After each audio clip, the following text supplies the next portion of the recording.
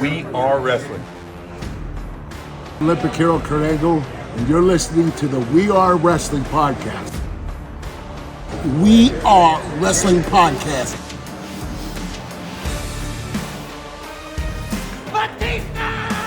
Hey everybody, Eric Bischoff here, and you are listening to We Are Wrestling Podcast. You're watching We Are Wrestling.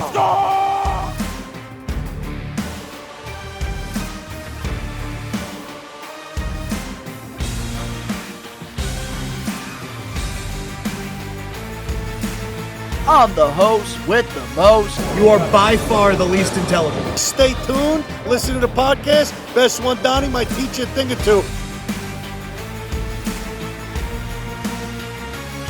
What is going on, We Are Wrestling Maniacs Worldwide? Ben here, one half of the We Are Wrestling Podcast.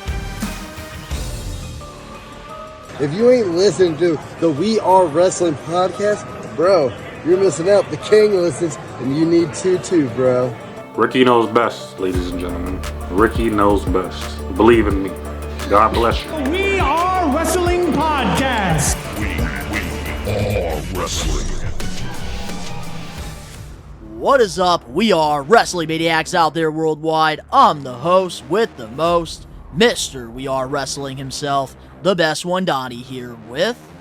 What is going on, We Are Wrestling Maniacs Worldwide? It is Ben, Uncle Ben, America's favorite uncle, wrestling's punching bag, Rage Circus, if you will, and welcome to the We Are Wrestling Podcast. Ricky Williams, a.k.a. Ricky Knows Best, a.k.a. 93 Till Infinity, a.k.a. the Cole with the most. Shout out to We Are Wrestling. What's up, gentlemen? God bless y'all. Peace out. What is going on? We have a very stacked episode of the We Are Wrestling Podcast this week. So before we dive into all the juicy stuff, if you're not a We Are Wrestling Maniac already and you're listening to this podcast, wherever you listen, give us a 5-star review, not just any review, a best one review, and download the episode. Give us a follow as well. But if you're not a Maniac already, over on the YouTube channel where you get the video version of this podcast for free. You also get live streams, you get watch-alongs, you get reactions, everything pro wrestling, and you're not a part of the thousands of subscribers. We recommend you to hit that subscribe button now, turn on the post notifications. Videos be coming out of nowhere like an RKO, and of course you already know, the grind is real. Yeah. So, how's everybody's week been? We'll start off with you, Ricky. Week's been good. Just another week. Can't complain. Working. Been doing a lot of sleeping. I've been tired as heck. But it's been a good week. I can't complain. Hell yeah. What about you, Ben? How's your week been? It's been good. Been doing really good streaming on Twitch. It's getting bigger. It's becoming a bigger thing.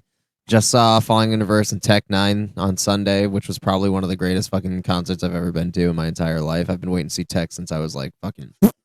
Didn't realize how much of a fucking Falling Universe fan I was until I went, because I literally knew every single song that got played. So I mean, it was a good show, man. So I would say that my week's been pretty solid. How about you, man? Hell yeah, man. It's been a very busy week for myself. I've been doing a lot of overtime here with We Are Wrestling. I did 2 live watch-alongs this week. I did a live watch-along for the season premiere of Monday Night Raw, and of course, AEW Dynamite, post AEW All Out, and it's been a lot of fun doing the live streams here, and I do appreciate all the love and support I've been getting from the We Are Wrestling Maniacs. Very consistent views throughout the entire streams, and of course, we've been posting some extras as well, Phil and I. We did a whole extra on the Pro Wrestling Illustrated Top 10 of 2024. Great discussions and great conversations there. And I even did mention both of you guys as well with your takes that you guys did send me. And I even did a whole Hot Takes episode 4 months away. And we did a Hot Takes episode on AEW critics. And I pretty much put them on blast. I took out the freaking spray and I freaking sprayed them all. Like mosquitoes. It's been a very productive week, and I get to do this podcast with you gents, so Hell yeah. very solid week. Good to hear, brother. So now, every week, we do this thing called the power of the poll. And Ben, I forgot to tell you this, but last week, when you weren't here, I forgot to put a poll up. So Ricky and I did not do a power of the poll. But Ben's so happy because Ben loves this segment, so he's happy he didn't miss anything. But don't worry, we're never going to miss another one again. I promise you guys that, or a punishment will happen. Popular fucking segment, dude. People vote on that shit, Donnie. Yes, and a lot of people still voted on this one. We got 442 votes as of this recording, and the question was, what's the worst WWE/PLE name? And the four options that the Maniacs had to choose from was WWE The Bash, Table, Ladders and Chairs, and Stairs, Fatal 4-Way, or Great Balls of Fire. So Ben, you want to hit that beat so we can hear the results?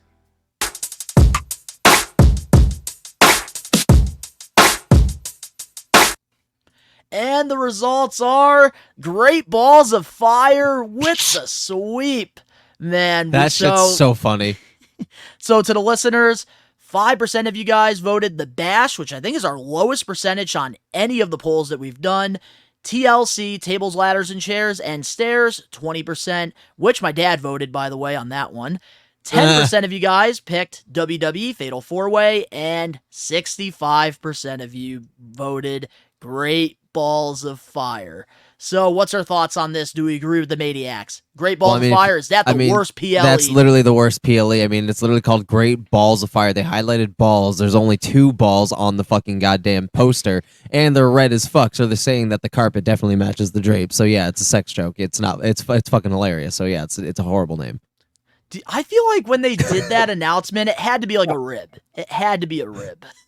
And they went with it. That's the fucking craziest part. You know that was a Vince only one McMahon time they fucking had the title. pay-per-view name. It was only one time they did an event. It was a Vince fucking title, bro. I guarantee it was Vince's idea. Like, let's call it Great Balls of Fire. This is good shit. Hey, Bruce, Laurinaitis, you know what would be funny? Let's have a pay-per-view called Great Balls of Fire. That's good shit. So, Ricky, how do you feel about this? Like, do you think that Great Balls of Fire is the worst name out of all the options we got? My Joe Budden voice. That's a pack of butt crack. Terrible. Trash. Mid dumpster fire, fire, trash, trash, trash, trash, trash, trash, trash, trash, trash, trash. Then take it out of the trash and then unlight it on fire just to light it on fire and throw it in the dumpster again. No. Just put it in the body bag after that. Saran wrap that body bag and then just tie it up with a Haitian's dreads. Yep. And then also tape the body bag with Scotch tape. Yep. I needed to add something in there because you guys are really going in on this one. Like, we're really burying this alive. Yeah, dude, it's horrible, bro. What kind of fucking name is that? Dumb pay-per-view name. PLE name. That's just a dumb name, period. That was clearly during the time WWE was getting roasted. It was like, I think that was like the lowest, like that was around the time when like even the fans, like the audience was like declining with the shows. Real bad. They're starting to look like AEW Dynamite sections. Which, yeah, man. We'll talk so about the results here. Great Balls of Fire, 65%. TLC and Stairs, 20%. The Bash, 5%. Fatal 4-Way, 10%. Which I think all these names are only one time each, which is why we did pick these as the options. But if you guys want to vote on the next power of the poll, all you got to do is go to the We Are Wrestling YouTube page and go to our community tab and vote now on next week's power of the poll. So now let's get into the We Are Wrestling highlight of the week. What's got to be your highlight of the week in the wrestling world? Let's start off with Ricky Knows Best. My highlight of the week? Jesus. Caught me off guard a little bit. My highlight of the week has probably got to be... Caught me off guard a little. The John Moxley, Darby Allin segment yesterday.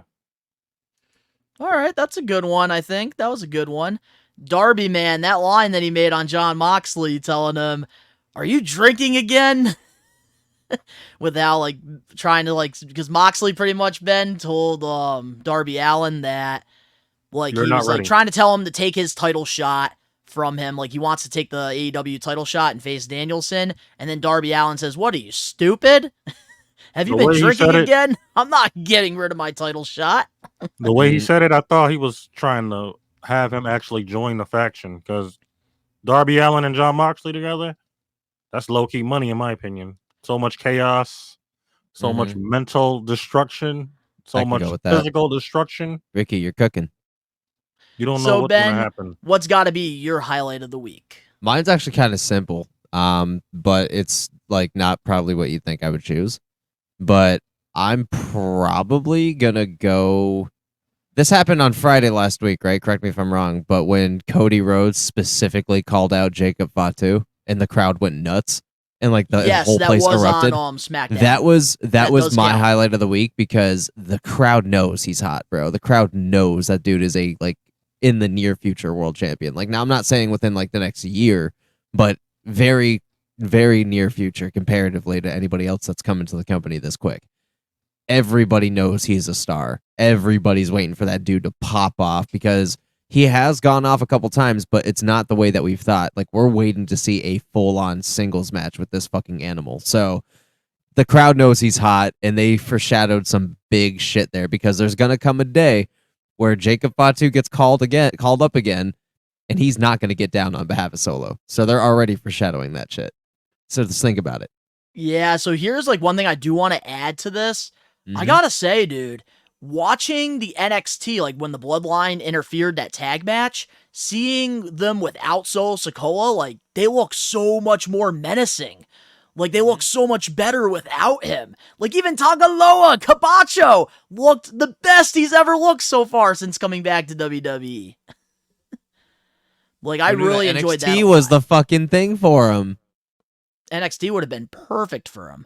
But now I got to give my highlight of the week, and mine has to be Monday Night Raw.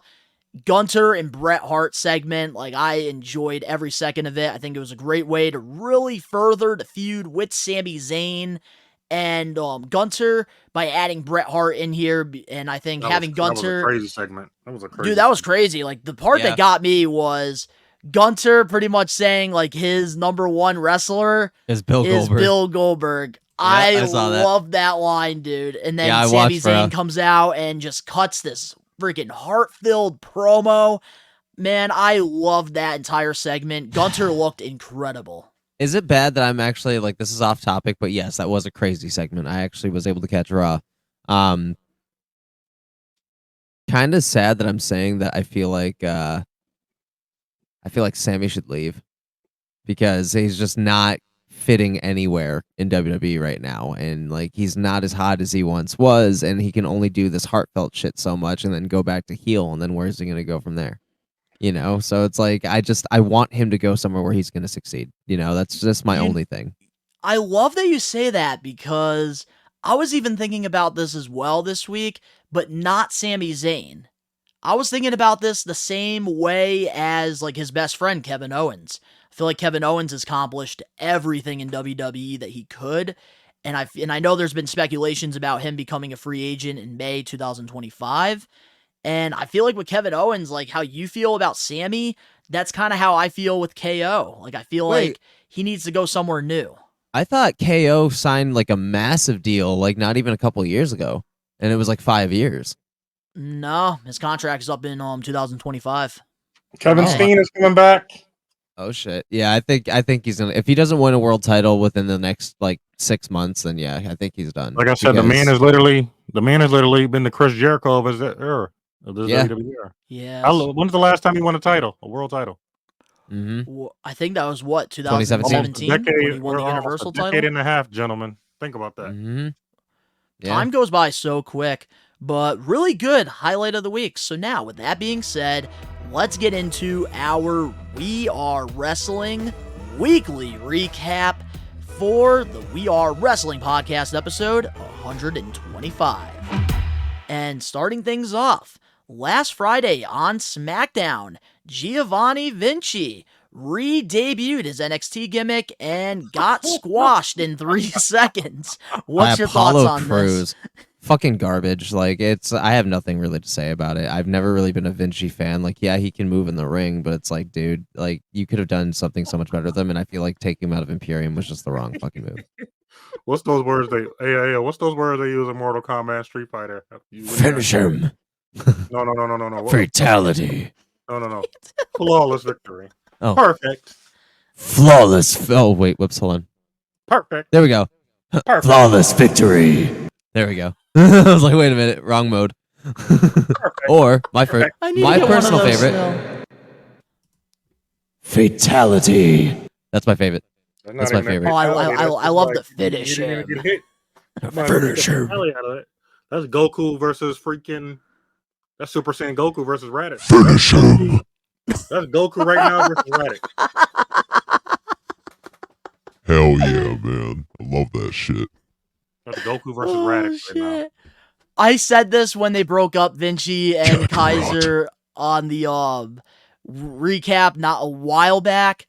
Dude, like breaking up Imperium, like don't fix something that's not broken. Like I feel like, especially with Gunter's world title run right now, like having Vinci and Kaiser together, and they could even hold the Raw tag titles, something that right now the tag titles are just horrible on the Raw brand. They could have actually added prestige to it. So I'm like really disappointed in them breaking them up, and I said this. For Vinci right now, dude, this is career suicide. Like, he comes out, he repackages himself, and then he gets squashed in 3 seconds. I know there's some fans out there saying, let it cook, give it time. He literally got squashed in his debut. A bootlegged Alberto Del Rio. I don't even know. I would say he's a bootlegged Vito, if anything, because he's doing the whole Italian thing. But moving on now to our next We Are Wrestling weekly recap on NXT this past Tuesday. Giulia made her WWE in-ring debut against Chelsea Green. So it is Giulia, because that's, okay, I'm going to just real quick say this, like, I've been doing live watch-alongs this week, and I've been asking the Maniacs, is it Giulia or Julia? And nobody answered me, so I've been calling her Giulia with a G. They say that in Japan. They say Giulia in Japan, though. Well, that's Japan, bro. That's Japan. They still say it regardless, brother. It's Japan. So what's your guys' thoughts on her in-ring debut? I don't know. I don't watch NXT. Beautiful. So Ricky, she went against Jordan Grace, right? Nope, she went against Chelsea Green in her debut. Chelsea Green, that's right. Yeah, that's right. Yeah, no, I'm gonna tag myself out. I have no idea. I don't watch NXT, but maybe I will. I'll check out the segment. All right, well, we'll have to hear your thoughts on it next week on the show. But Ricky, what's your thoughts on the debut match? Because you're the only one out of all three of us that have watched her in New Japan. That's just the appetizer. Triple H is better not mess her up. The girl can wrestle. The lady can wrestle her behind off. It's just a matter of how they're going to push her and carry her. That's just how I see it. But the girl can literally wrestle her behind off. She got that strong style. She got that versatile style that I like to watch. She got that wrestling style that I like to watch. She got the five stars. Put that 5-star feeling to it. Every match I see it every single time. And I know the diamonds in the rough. I know the national treasures. I know everything. I see everything when I watch wrestling. I know it. Smoking mirrors, footage on camera, gargoyles at night fighting crime. Ricky knows best. This is why, like, Phil wanted to give him the call in our PWI to get his thoughts on Naito, which shout out to you, Ricky, for doing that. But I do want to share my thoughts now on Giulia's WWE debut, because this is I'm somebody that never really watched her prior to this, so I can kind of give like a casual like point of view here. And I think, Ben, you're really going to like her in-ring style. Like, her aura is through the roof, in my opinion. And I think that Chelsea Green, she's great at what she does, so I think having her as her first opponent, she made her look really good. And it is going to take some time for Giulia to get used to WWE television. Fuck you. Jesus. Like, it's going to take her time to get used to American wrestling on TV. So I feel like having her with Chelsea Green, I think that they made her look great, and I think that she's gonna go on like a NXT like Asuka run. Like Oh, I'm yeah. very convinced. That'd be kind of Very sick. talented. Let's So hear it. moving on now to our last recap of the week, and this one we are gonna dedicate to Ricky Knows Best, because Ricky's got the knowledge when it comes to old school Ring of Honor. So, with that being said, let's hear it from Ricky Knows Best. Ricky knows best, ladies and gentlemen. Ricky knows best. Believe in me. God bless you. It's me, Ricky Williams. Moxley's just as crazy as him. Go, Ricky! Bullshit! They do it too sometimes. I'll be catching it. It's me, Ricky Williams. Stop playing. But that's my opinion. You're so over. Ricky knows best, ladies and gentlemen. Ricky knows best. Believe in me. God bless you. Alright, so Ricky.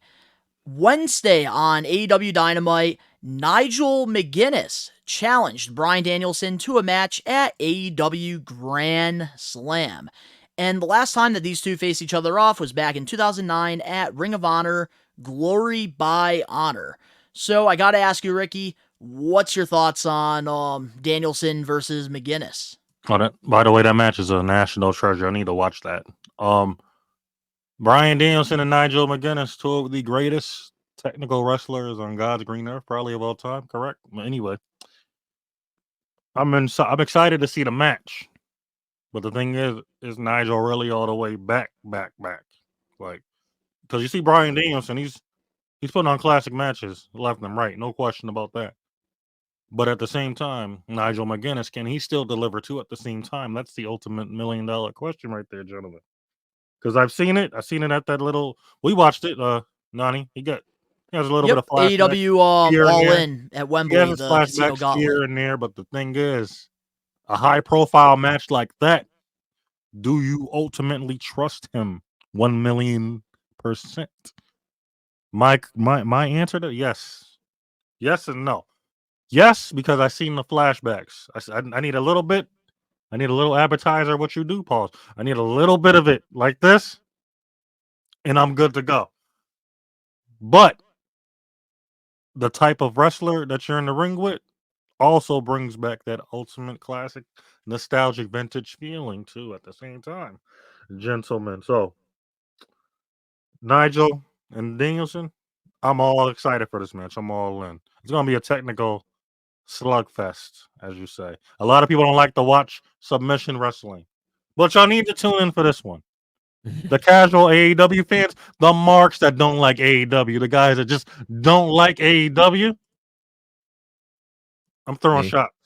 I'm throwing shots like I'm at a bar. I don't drink though, so pardon that metaphor. But y'all need to tune into that one right there, brother. Ladies and gentlemen. Ricky Knows Best. And I will ask you guys this because I believe all of us can answer this in some way. So one thing that has been noticed is AEW Grand Slam, which is taking place in a couple weeks in, I believe, Arthur Ashe Stadium in New York. The ticket sales have not been good. So do you think, because there really hasn't been any storyline stuff going on with Danielson and McGuinness, do you guys think that this was a way to kind of get some more people to go to this show? Yes or no, and why? No idea. It kind of depends on how you look at it, because even to me right now, yesterday caught me off guard with that announcement, because I didn't know Nigel McGuinness was going to do that. I knew he was clear to wrestle, but I didn't know he was going to make that announcement at that time, because Danielson is still currently in the field of BCC. Now, the Nigel McGuinness angle, he just wants to prove he's better than Danielson, so I was a little thrown off guard by that. You see, I'm going to just say one thing about this. Like, it kind of did throw me off, too, at the same time during the live watch-along. And I think if McGuinness is not joining Jon Moxley in the new BCC, what's the point of this? Exactly. What is I feel like it's just like a quick way to like get maybe like another 1,000 or 2 people to go to this show, because I know the ticket sales are like really not good. Yeah, because When it's are like they ever? They used to be for like the last, because they've been doing Grand Slam. I believe this is year 3. Yeah, I Yep. think it's year 3. Mhm. And that's the thing. Like the last couple years, they have almost like sold out Arthur Ashe. Like this year, I think they just only gotten, I don't have the number exactly, but I think it's like 2,000 or 3,000, That which I first think it's Grand like Slam, 10,000 seat place. So that all I'm first gonna Grand say, Slam was good. That first one with Omega and Danielson. all I'm gonna say, bro, is just think about the things that have happened between years 2 and 3, and how poorly their ticket sales have been lately, and that's another reason as to why. Like that's all. That's all. I'm not Yeah. like trying to throw shade. It's just an analytical fact. No, it is analytical. Absolutely. Like, there's no arguing about that because they have declined. They have, and I even said that on the hot takes episode there. But it's just the way people go. That's all for hot takes. But Yeah. no, like it has declined. You are right about that. So I think it is like smart to kind of get more people in, which is why they made these big announcements, I think. But we're just gonna have to wait and see, and hopefully they Let's just do hope it sell pays some more off. tickets here, and hopefully it pays off. Exactly. So up next we have the We Are Wrestling Comment of the Week, and of course the We Are Wrestling Weekly News and Rumors. We'll be right back with more We Are Wrestling Podcast episode 125. Hello, I'm Elias, and you are listening to the We Are Wrestling Podcast. Saturday, November 16th at the South End Community Center in Springfield, Mass. We Are Wrestling is returning to the Wrestling Classic 5. Zombie Hideout and Captain's Corner is putting together a lineup full of wrestling legends and Hall of Famers you have the opportunity to meet. Some of the big names you can meet includes good old Jim Ross, JBL, Shelton Benjamin, Donovan Dijak, Deborah, Hacksaw Jim Duggan, and many more stars to be announced. We Are Wrestling will be selling exclusive merchandise you can only find at the Classic, and for the very first time, we'll be recording a special bonus episode of the We Are Wrestling podcast. We highly encourage the We Are Wrestling Maniacs to come to our booth and hang out with us. You can interact and meet the best One Donnie, Ben, and Ricky Knows Best. This will be the best wrestling classic yet, and it will all be happening on Saturday, November 16th at the South End Community Center in Springfield, Mass. Get your tickets now at www.zombie-hideout.com. We're back. And Saturday, November 16th, it's going to be a very busy month for We Are Wrestling, but on the 16th of November, We Are Wrestling will be at the Wrestling Classic 5. And if you guys are looking to come out to the Western Mass area, it's going to be held at the South End Community Center. And for the first time ever, We Are Wrestling, we're bringing in ECW legend, former WWE Cruiserweight Champion, Little Guido. So if you are looking for the opportunity to meet him, we will be having him at our table all day long, and he'll be hanging out with us. And it's just going to be a good time. And if you guys don't believe us, go check out the vlogs from the Wrestling Classic 1, 2, 3, and 4. And they just only get better and better. So Ben, I'm going to let you take this away with the Comment of the Week segment. Hell yeah. Every week on We Are Wrestling, we have a segment called the Comment of the Week. And this week's comment is a two-parter from two individuals where one made a statement and another one had a very great and very detailed educational follow-up. So the first comment is from Jason Fuller 2734. The only one wanting AEW to go out of business is AEW. Their booking is terrible and so is their product. If you like it, great. You are in the minority. Now, comment number 2 was the follow-up to that, and it is from BTF_Flotsam478. And I'm not going to read the first part of it, but it says, seriously, while AEW isn't quite as good as WWE and has its flaws, it's not as bad as you make it out to be. Compare it to Vince McMahon's booking to see what a company looks to like trying to end itself. And even Triple H's product has a number of notable missteps. Both of Cody's paths to WrestleMania can be criticized, as can the traffic light match in Berlin. I agree that Triple H is currently the better booker, but AEW isn't on its deathbed. Even if it becomes another major secondary company in the US, it would still very much be in the business, and it still has the potential to eat away more market share from WWE. Wow, Ben, I gotta say, this might be one of the best comment of the weeks that you picked. Like, very detailed comments by both users here, and I'm assuming that it is on the Hot Takes episode, am I correct? It is on the Hot Takes episode, and I will say 100% though, both of these people had very good arguments. Like even the first one, like he wasn't necessarily wrong, but it's when he started making opinions facts that really started to kind of eat away at it. So And honestly, like I'll start this off here because this was the whole reason I made this hot takes episode. I don't care if you aren't a fan of AEW because we It was all received look really at well. pro wrestling from a different lens. And like we all have our preferences when it comes to certain wrestlers, when it comes to certain shows. But I feel like these trolls, like they think that AEW is going out of business, and it's not. Like they're far from it. They're about to get one of the biggest TV deals pretty soon. That I know we got quite some news on that we're gonna talk about in our news and rumors. But like that's the reason I made that episode of Hot Takes, because if you really look at it, like from the first comment that you read, it's just they're like, I'm just sick of the trolls just shitting on AEW, because it's like a lot of people think that AEW is going to go out of business, this and that. Like anytime the ratings come out, they get shit for it. And I am just completely over it at this point. Like NXT, Black and Gold NXT. Back in the day, it used to average about 1 million viewers per week. Am I correct? yes.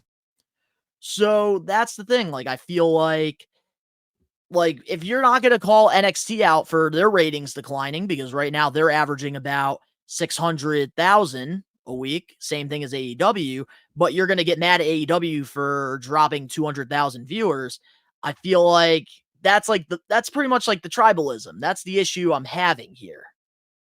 But I just think like the comment of the week, they do both make, decent points there, but I have to agree with the second comment here with what you said. Yeah, like I said, it was a good two-parter to pull out for a good discussion, and it's kind of I agree with both statements, but one presented facts and not just opinion. So it was a good reply. So I figured, why not include both. Well said. How do you feel about that comment, Ricky? I can't say, like, so many, like, there's so many weirdos out here nowadays. Like, I don't know. I can't comment all the way now. I just hate. I hate it. I hate it. But I explained earlier to you about it, so I ain't gonna keep doing it. Yeah, man. There's just so much tribalism in wrestling, and it's like just so annoying. It Martin really Luther is. King stopped racism years ago. We need to stop the wrestling racism too. Yep. For real. But really good comments, though, I think. Absolutely. Want me to take it out? But I do feel like there's really, like, I do apologize to the two winners of the comment of the week, because there really isn't much to say about the comments that we haven't already said Multiple times. 1,000 times. But Yeah. Ben, you might as well take it away, man. All right, guys. Well, to the two winners of Comment of the Week, congratulations. And if you guys want to get your comment featured right here on the segment of Comment of the Week on We Are Wrestling Podcast, all you got to do is submit a juicy or very animosity-filled comment, and it might get a good discussion. So if you want to do that, boom, that's how you get your Comment of the Week. Thank you guys so much. All right, so with that being said, let's get into the We Are Wrestling weekly news and rumors. Starting things off with our first weekly news and rumors. Monday Night Raw is back to 2 hours. This past Monday on Raw, it was announced by WWE that starting October 7th, Raw will be going back to 2 hours. What's your thoughts on this? And we'll start off with Ricky Knows Best.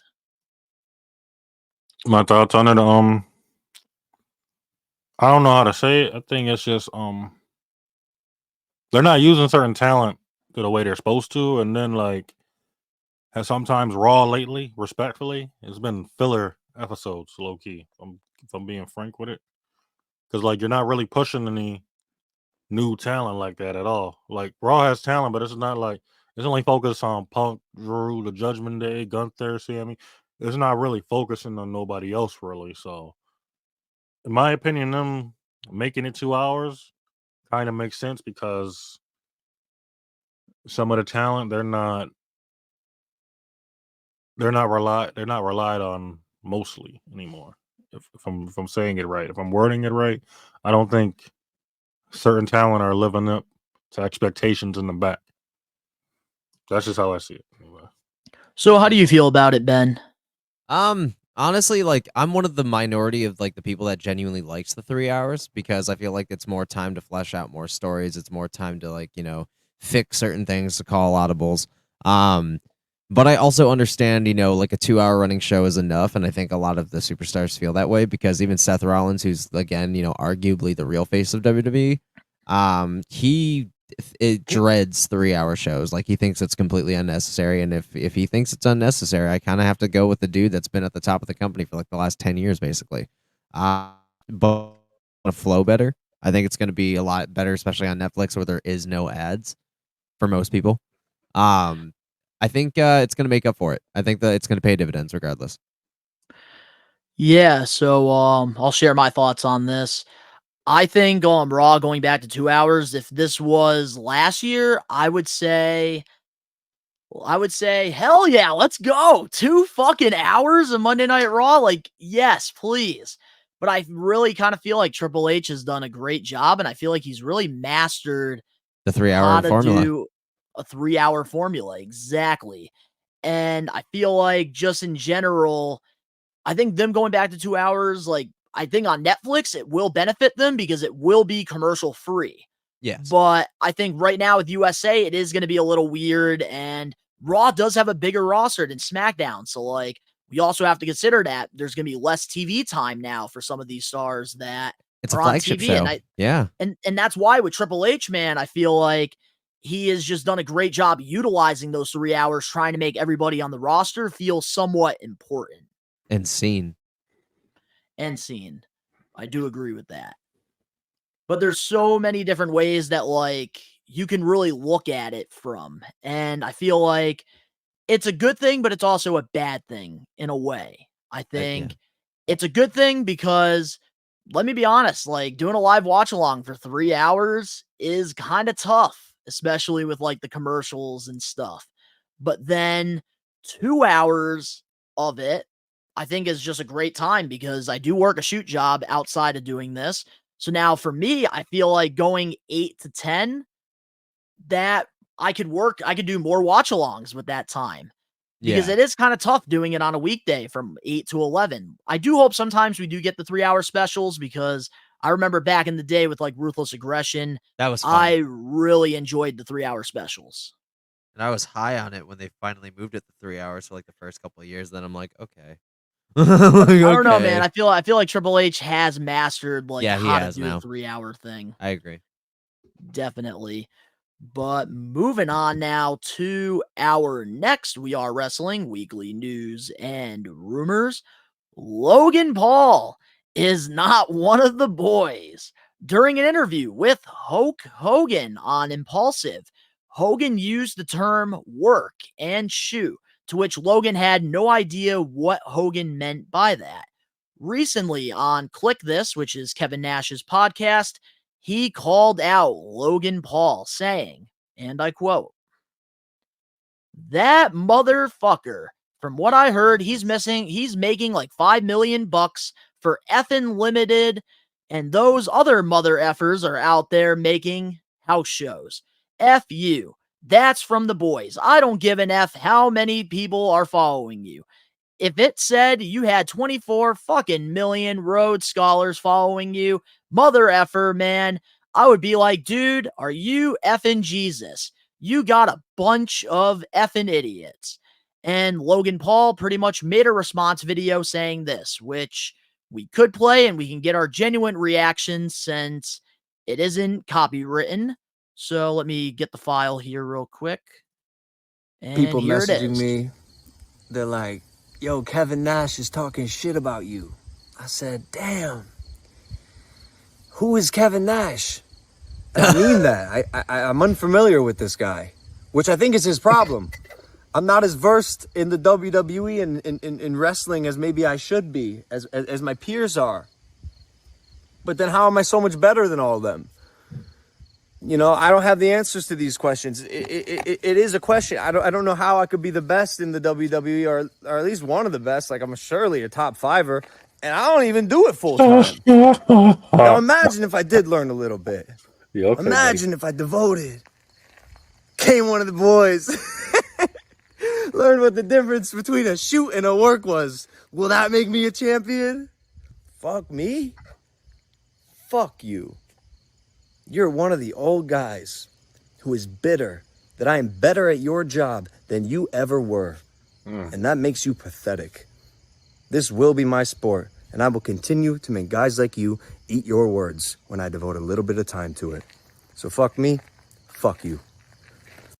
Wow. So- Holy crap. So, guys, what's your thoughts on this? I'm gonna start off. He's right.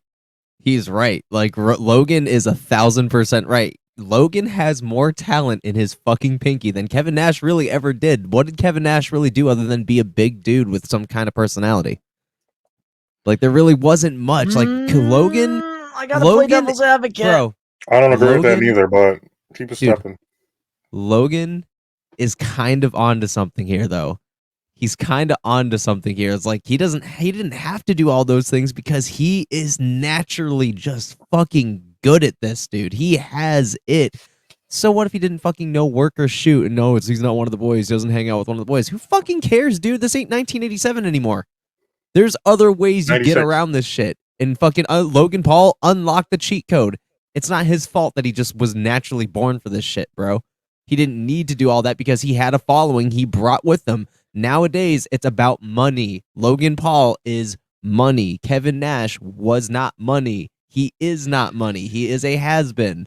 He is somebody who is bitter because it happened in a different way. It's like, here's the thing. You want to do this full time, right, Donnie? You want to sit here and make all of your money and all of your time doing wrestling, right? Oh, of course. Yes. But it's not necessarily a traditional 9 to 5. So some people are going to frown at you, right? And you're going to get shit Yep. regardless, right? Yep. So all what's the the time. problem with anything that Logan said? Oh, absolutely nothing. And that's exactly. Which So it's I not think traditional, Logan Paul, but he I will did say it. Logan Paul definitely does have the right to defend himself. I think Kevin I'm gonna Nash get did so go much shit for out this. and called him out, Yeah. and he pretty much responded, which everybody has the right to definitely respond to something. For sure. But I do kind of want to play devil's advocate here because Kevin Nash in the business, he was somebody that did something. Because if it wasn't for Kevin Nash, the NWO wouldn't be what it was in WCW. He was one. Now I can understand if you're talking like $1 Million Man, Dusty Rhodes, all these random people that joined, but you're talking the founder three: Scott Hall, Hulk Hogan, Kevin Nash, Bash at the Beach '96. If Okay. it wasn't for Kevin Nash there, like they wouldn't have beat Raw in those ratings for 87 weeks. This is true, but remember, He's a two-time He Hall was of a Famer big- for a reason. I will respect that and I will appreciate that. But other than Multiple being a times. big guy that can talk and do big guy moves, what else does he have to offer other than just the NWO? What does he have to offer in his singles career that's like, dude, that is so fucking memorable? What spot has he had that's going to be talked about for decades? What following did he bring? What following can he still bring on his podcast? That's what I'm talking Well- about, man. He is not relevant anymore. And sometimes when people are not relevant anymore, they say stupid fucking shit. Example A, Kevin Nash. Wait, you said what has he done in his legendary career? I know Well, what no, he's done in his legendary career. post. Okay, I said never mind. post legendary career. Like post legendary career. What has he done to stay relevant? Has he tried any of these new tricks that Logan has? Has he tried to do anything to stay relevant? Like there's no such thing as one of the boys anymore. Where that term is gone. That term has long been dead, bro. The locker has room been- the locker room has changed a lot. Since There's no then. I such can thing as defend you bullying on that. anymore. There's no such thing as micromanaging. You work for your fucking spot and that's it. Logan did that shit before he entered WWE, hence why he's fucking there, because they know he's a draw and he makes money. This is what he's used for, not for his art or athleticism. He just happened to come with it. It's obviously for Logan Paul, I can say like he's basically a draw. Like he just brings more casual people Naturally. in. And that's why he's a part-timer, is because Mm-hmm. of that. But Ricky, I do want to hear your thoughts on this more though. My thoughts ultimately Yes. on Logan Paul. Not much, really. Y'all really done said everything that needed to be said, if I'm being frank. Well, I mean, like, your thoughts on, like, the whole Kevin Nash and Logan Paul situation. I mean, I'm a young OG, so I get where Kevin Nash is coming a little bit. But I think Kevin Nash is coming off as a hater a little bit too, though. I'm not gonna hold you. He's coming off as a little bit of a hater. That's something. I mean, That's the I way I should put understand. it. That's how I felt too. I mean, I understand where he's coming from, but you can't be hating on the younger generation for trying to change this stuff too, though. So, Especially I when mean, they're you had your succeeding. time, you did your thing. Uncle Ben just broke it down a little bit for me. Yeah, He I said just literally probably 60% of this stuff I was about to say. And But no, Logan, and that's the thing too, like, Logan's like a part-timer, and he still has really good relationships with the boys in the back. Like, him and Dom, they're very close. Like, they tease like a whole friggin' like tag team thing. So, like, the boys reference, that's just him like and an old Damien. school thing. Him and Damien are friends. Him and Like, Damien, I believe Santos and him too. yeah, Like, him and Logan LA just Knight got friends guaranteed over get there. out. They get Yep, along Solo off camera. Sikoa, and he shoots the shit with him and Mike. I saw on Mike's show there, Yeah, the night shift.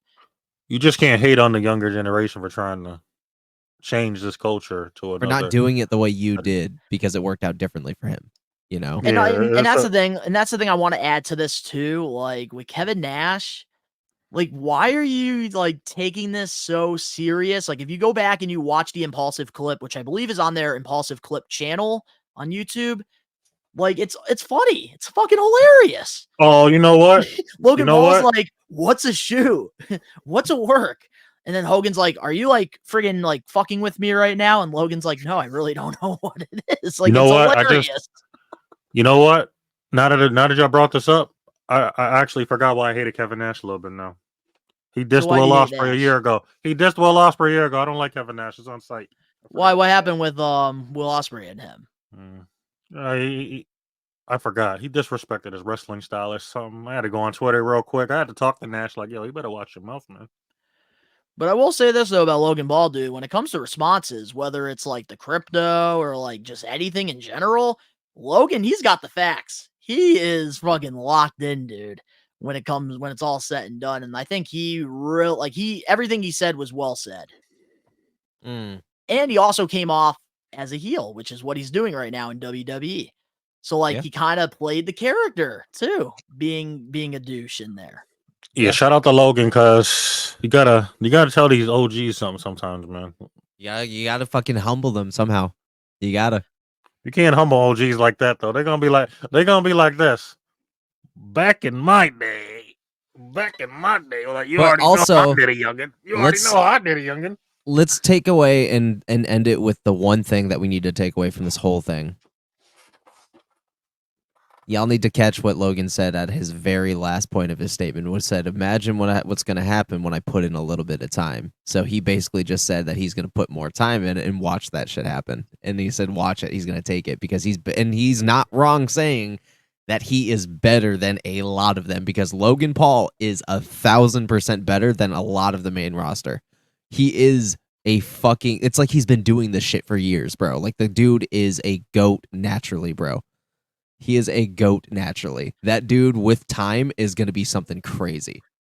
I ain't It's even gonna gonna be lie, crazy. like with time, he's going to be fucking killing it. Dude. Honestly, so Ricky, if he I could does turn- I poke could- full time, done. I was gonna say, Ricky, I could probably turn that thumb like up because think about it from this perspective.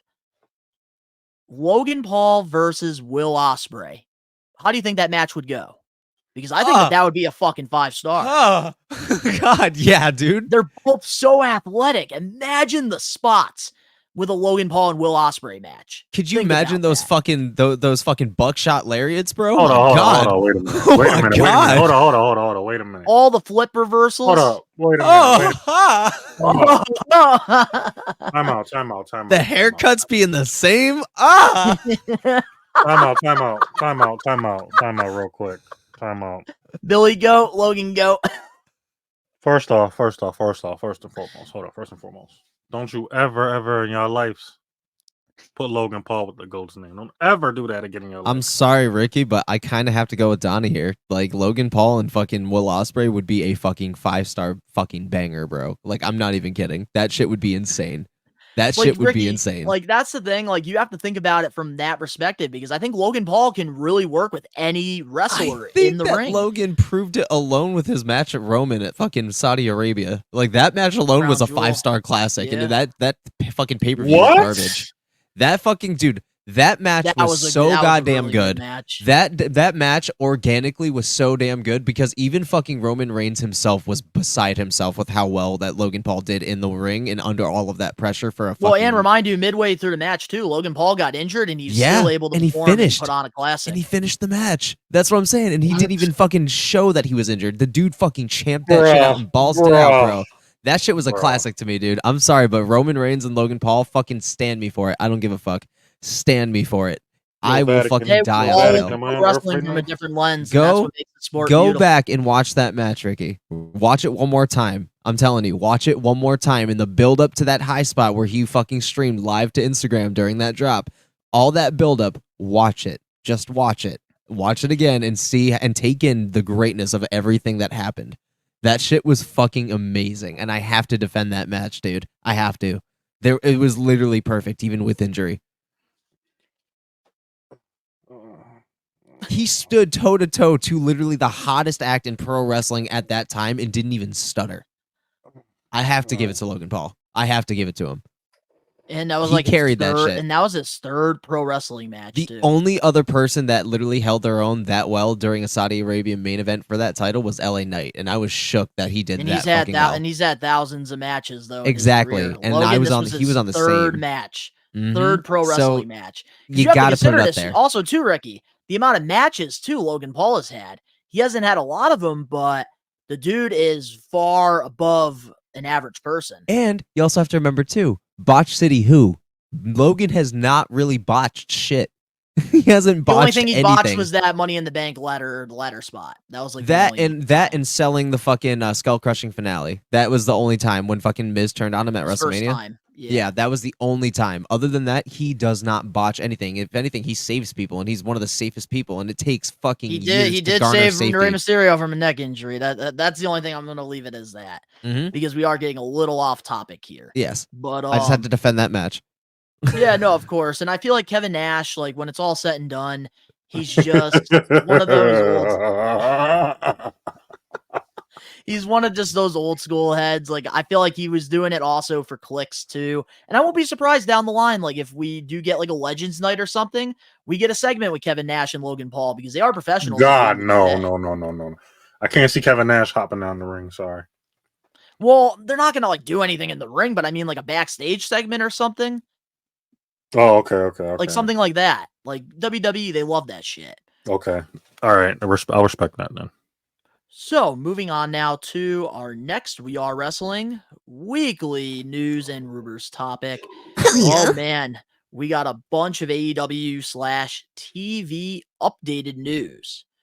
So, according to Fightful, there's speculations in the TV world and within AEW that AEW and Fox have had talks, although it isn't confirmed.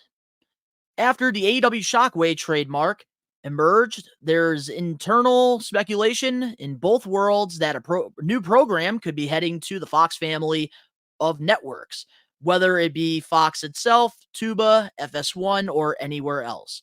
And also, according to the Wrestling Observer, AEW is still expected to reach a deal with Warner Brothers Discovery. And it would appear Oh my god. that exclusively might not happen. So, should AEW go to Fox now that WWE isn't on the network anymore? Honestly, I feel like yeah, that would probably benefit them. But two, can we just talk about how much of like a fucking little chudling fucking Tony Khan looked like in that hat? Looked like he getting his fucking lunch ready, packed by his dad, and be like, "All right, have a good day at school, son." Like, dude looks like a 12-year-old nightcap. I'm sorry, I just needed to fucking put that shit out there. No, I mean, I think that they should go to Fox. You know, if it'll benefit anybody, I mean, Fox is heavily seen by many eyes. I mean, again, it was just home to fucking SmackDown, but at the same time, they probably shouldn't, because if SmackDown was getting hit by those black screens, imagine fucking AEW. That's gonna be fucking gnarly. In terms of getting a deal with Max potentially, that could be fucking huge. HBO is literally the fucking iron horse of all things mature. Speaking of Max, I can definitely share this as well. So, basically, the AEW Warner Brothers deal is a done deal, and there are things that are going to change. This is what Meltzer said. From what I gathered, there is going to be a pay-per-view component in this deal. Exactly what it is, I don't know. There is going to be a deal with Max with the pay-per-views in some form, is what it looks like. Cool. I think it's definitely something that they needed because they do have very mature content, and we are going to get into that. I'm assuming for our main event. It's a good platform for them. Like, again, HBO is home to things like Game of Thrones, which again is, if you know, you know, it is a very heavy hitting show. Last of Us is on HBO, which is again one of the most watched shows on the fucking platform itself. So having AEW accompanied in conjunction with those programs is going to get a lot of eyes on the product. So if they were smart, they need to get upped on the storytelling. They need to get upped on that soap opera shit they were shitting on WWE for, because that is what HBO Max viewers are going to look like, and accompanied with all of that blood, guts, and gore that AEW is known for. So if that's the case, they need to start upping now. Well said. So, Ricky, what's your thoughts on it? AEW moving to Max could be a good deal and a bad deal. I think. What is this new show? Shockwave. Yep, AEW. So what is it? Shockwave. So what is it? Another wrestling show? Yeah, that's pretty much like what the trademark was kind of hinting at. So they're trying to, like, I guess from what I see to it, despite what Ben just said, I think they're also trying to put more talent on TV and get noticed too. That's the only other way I see it. A lot of talent that's not on TV, they probably will be on TV now with Shockwave, because you got like 4 other AEW shows already. Like, if you're not showing the whole roster, it doesn't make no sense either. So that's what I'm getting out of it. Yeah, so that's what I was going to ask you guys on, because with AEW now having another show, Shockwave, that means AEW will have 4 televised shows. So they have AEW Dynamite on Wednesdays, I think they're going AEW to retire one of Rampage them on Friday, and then on Saturday they have AEW Collision. So I think they're going to be That's getting great. rid of Rampage, and they're going to be fucking rebranding as Shockwave, because they can't afford to have 4 shows, because they're asking at that point they're basically putting a gun in their own mouth. They can't afford a 4th show. They cannot like, afford especially with already like making like Rampage and Collision like not like watch worthy. Yeah, like, dude, let's not even another talk show about that's AW. Like, they need to do this for fucking ROH, bro. ROH is suffering, but that's a topic for a different discussion. But like, I don't understand why they're doing all this AEW rebrand if he's letting another show sink. That's why I'm just like, at the same time, I'm just, yeah. Yeah, that's like kind of how I feel about it. But Yeah. that's the thing though. Like, I think that AEW Shockwave definitely does have some potential. It would be cool to kind of see them do something on Fox. Bro, And you do have to, but you do have to remember the deal with WWE though. It was PG. bro, I With gotta just AEW, say, it's obviously TV-14. bro, I just gotta fucking say, like, I am so critical of AEW because I want them so badly to just fucking succeed, but it's just like they don't want, like, Tony just doesn't want it to happen. You know, that's it. It's like, I want an alternative. Like, for days that, fucking Raw or SmackDown isn't on, maybe I want to watch some other shit, but it's not appealing. Everything is suffering right now, and it's like, dude, just fucking do something. Like, fucking do something. I want the alternative. Like, I want to keep watching pro wrestling because I love pro wrestling. So give me something feasible, And that's why I'm so critical. And that's one thing I will say, man. Like, with AEW All Out and with Dynamite this past Wednesday, like, I feel like AEW has gotten so much better, like, with the improvements of the show. Like, they actually, like, the storylines, they're actually making sense, like, what's happening here. And like, I tried to tell the Maniacs this too, that were a part of the live watch along, that like, if there's a time to get back into AEW, like, to see what's going on, it's right now, because they always say, like, the Raw after Mania, that's when like a new season starts. And it's the same thing could be said about AEW as well. Yeah. But I get it though. We all have different like perspectives on it. But the pay-per-view's going to Max. that's the thing that I'm excited about because I'm tired of spending $50 per pay-per-view. So the fact that we're going to get it on a streaming, all for it. Facts. 1000% facts. But moving on now to our next We Are Wrestling weekly news and rumors. WWE has been getting some heat. WWE Shop is now selling the CM Punk bracelets without giving Victoria, the girl who made the bracelets, anything for it. And here's some of the tweets that she did post over on her social media. Let me pull it up here real quick, which I do have them all right here. So here it is. So starting things off, let me, trying to fix my thing here. All right, there we go. So she started off by saying this, and I quote, "Hi everyone, thanks again for all the nice words and support. I won't be asking for compensation from WWE since they have every right to make bracelets. All I kind of was hoping was for maybe a mention in the description of the product, inspired by a fan." And then the next thing she said was, "Throughout the whole thing, I never expected to be given anything from WWE. All I wanted was for the people to put a name/face to where the bracelet came from. I completely understand why some of you guys are upset at WWE, and it means a lot to me that people care so much."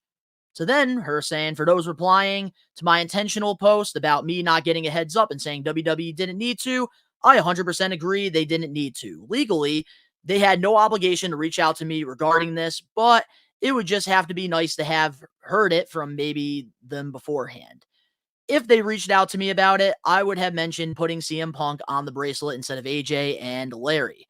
I think more people would be more interested in that, since now it kind of diminishes the whole storyline purpose of the bracelet.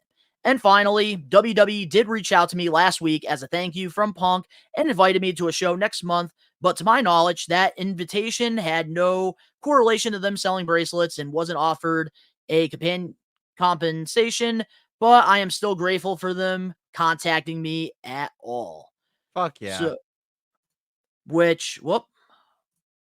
there we go. Alrighty. Let me get back to my screen here. Apologize. It's tough being the host with the most here on the podcast.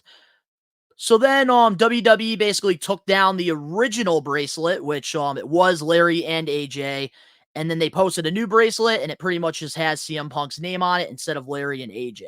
So what's your guys' thoughts on this? Because WWE has been getting quite some backlash on it. We'll start off with Ricky. It's like this for me.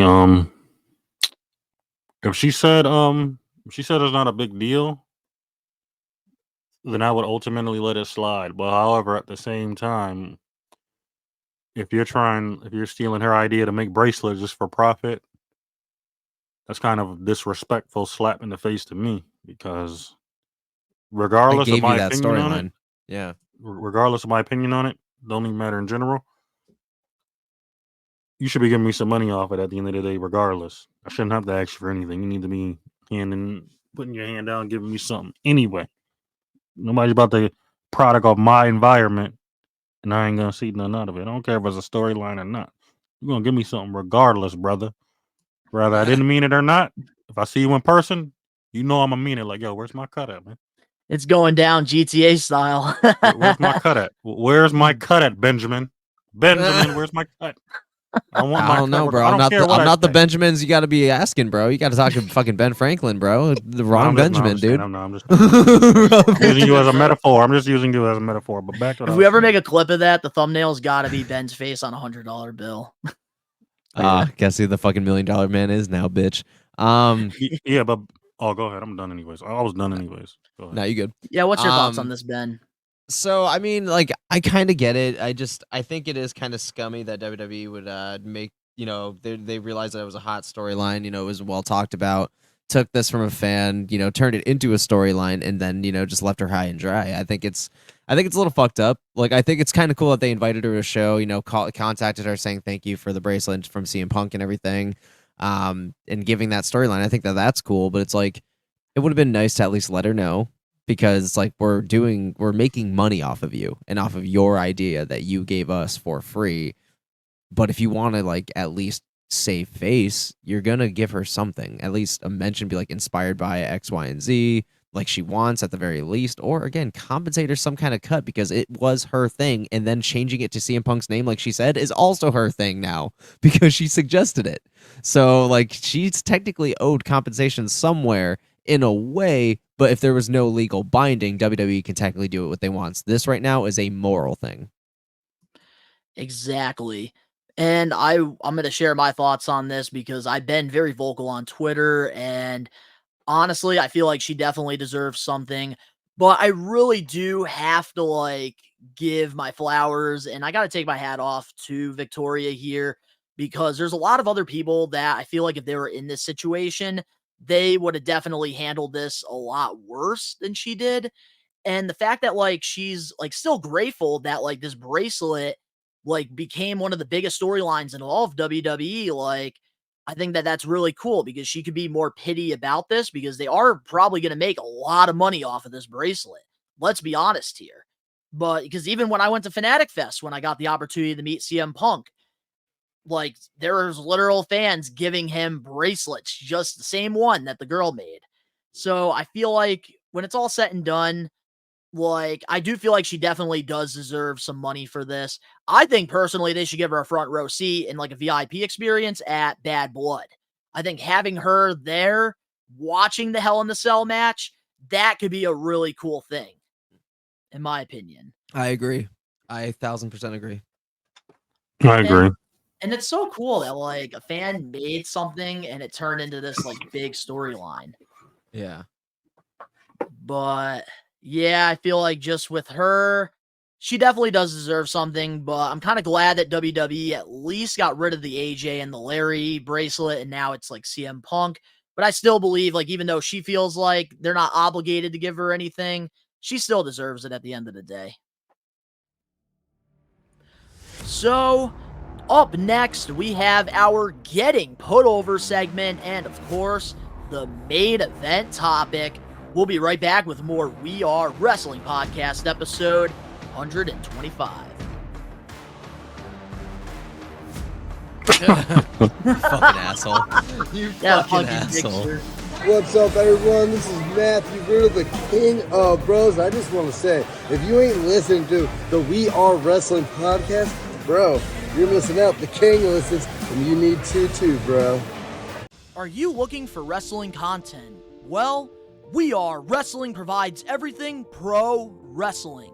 The best One Donnie, Gins, and the Load Rager Ben are wrestling marks like you who love this sport.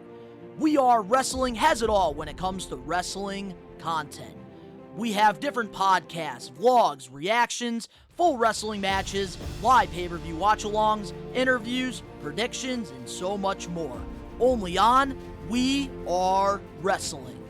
What are you waiting for? Subscribe and become a We Are Wrestling Maniac now. We're back. And every week we do this thing called the Getting Put Over segment, where Ben, myself, and Ricky, we alternate and we pick one past, present, or future professional wrestler and we put them over. Last week, we ended up putting over the Samoan submission machine, Samoa Joe.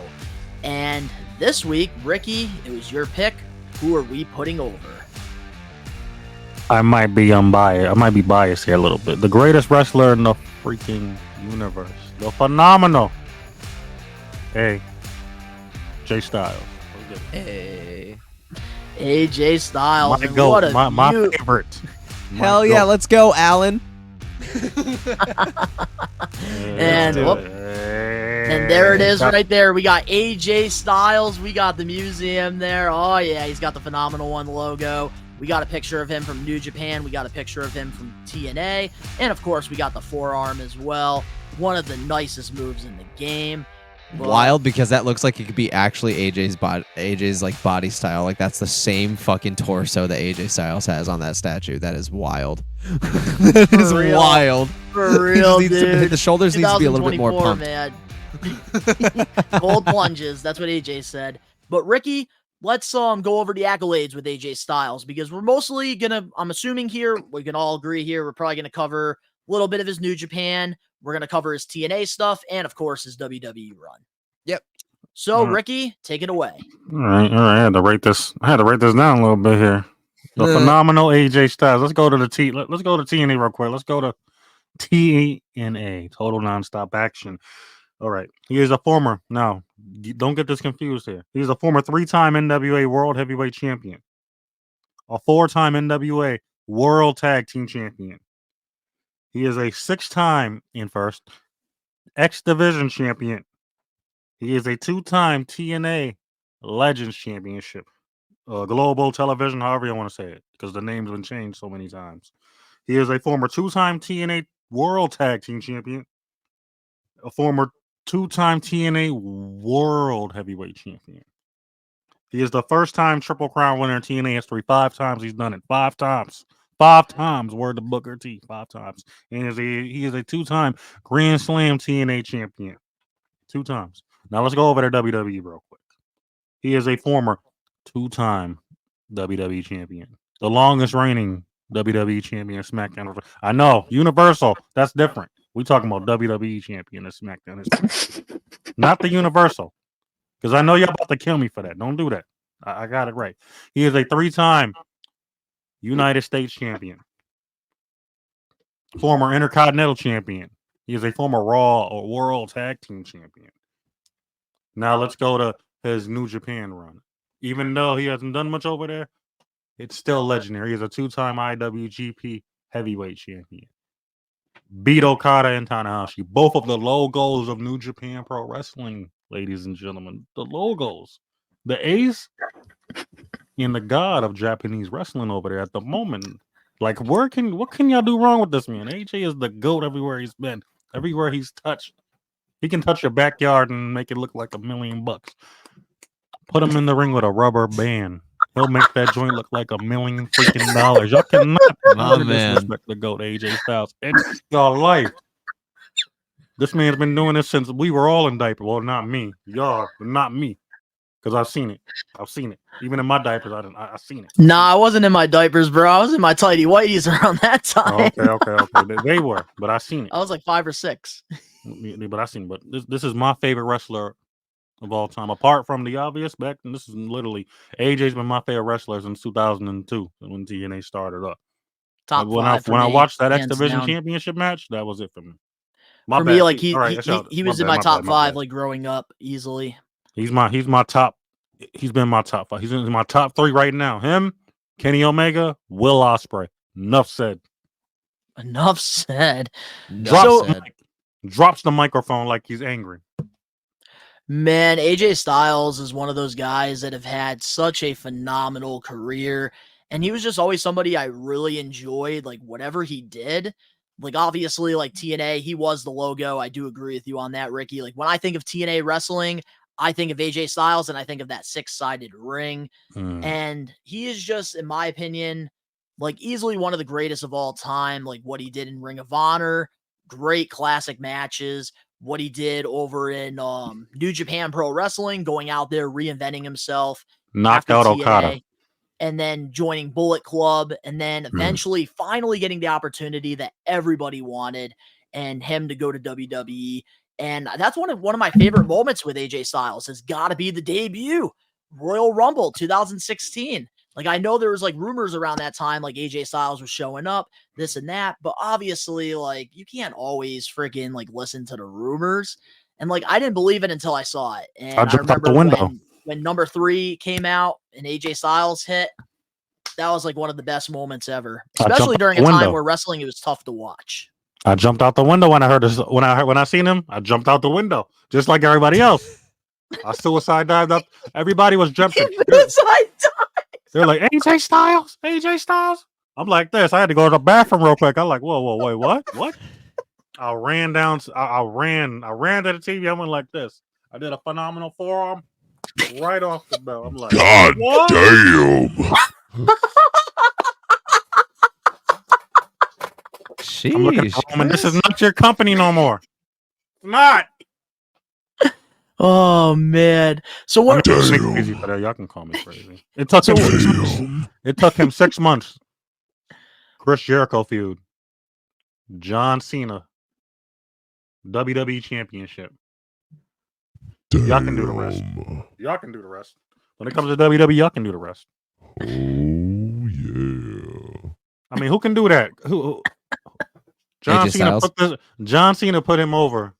That's how much trust I was John gonna Cena say, had. dude, that's like one of my like favorite AJ Styles feuds in WWE easily. Fucking AJ Him and Styles. John That's Cena. why. Him and AJ Cena, Styles, that's dude. why. That was the best because I for mean, you me, gotta have like trust in somebody when too, AJ though. Styles was like Yeah. in TNA, when I was a big fan of like that time, dude, like him and John Cena, that was always the dream match. Like if I was like, I would make it like a AJ Styles in the WWE SmackDown versus Raw game, and I would always have him face John Cena. That was always my dream matchup, and to actually get that in real life, I thought was so freaking awesome. So, what are your favorite TNA AJ moments? I can't really answer that because I actually I discovered AJ Styles in 2005 and I fell off of TNA because it was during a school night and shit because I was younger. So I can can't really start, say much on TNA. So go ahead. Him being the first ever X Division champion. Watch that Oh. whole match. Jerry Lynn, low key psychosis. Or the next show, becoming also the first tag team champion over there with Jerry Lynn. 2 double champion.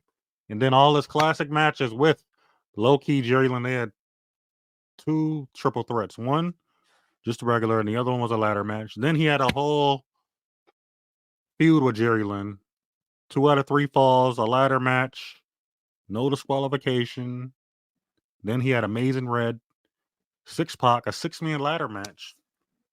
Tag team match with Jerry Lynn against Jeff Jarrett, Ron Killings. Let's go to 2003 now, because I'm not going to do all this. Well, try to give us a quick summary because AJ Styles got a long I got a career, man. lot. So let me do the early years, then. Let me do 20. Just let me do 20. Give us like a recap, basically, like a quick recap. Okay. Graduated to the heavyweight title picture. He lost to Jeff Jarrett the first time. I'm not gonna go. I'm gonna keep it short and sweet. Beat Jeff Jarrett and Raven to win his first NWA championship. Defended that championship minor of 2024, losing it back to Jeff Jarrett. Then he had a classic with Abyss, teamed up with the Icon Sting against Jeff Jarrett and Lex Luger. That's it. Yeah, that's when Sting was doing part timing. So for me, like my fondest memory of AJ Styles has got to be 2005 because that's kind of like when I got into TNA. And I like the first match that really caught my eye. I remember my step cousin showing me this because like he got me into TNA, and it was the match with Christopher Daniels against all odds 2005.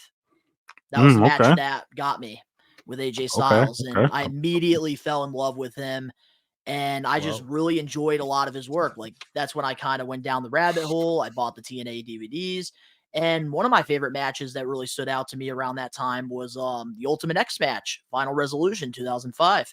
AJ Styles, Petey Williams, Chris Sabin, and that was the first time witnessing all 3 of them. And that Canadian Destroyer, the first time I seen it, oh my goodness, what a masterpiece. So sad that like wrestlers these days, they be using that move like it's a freaking punch.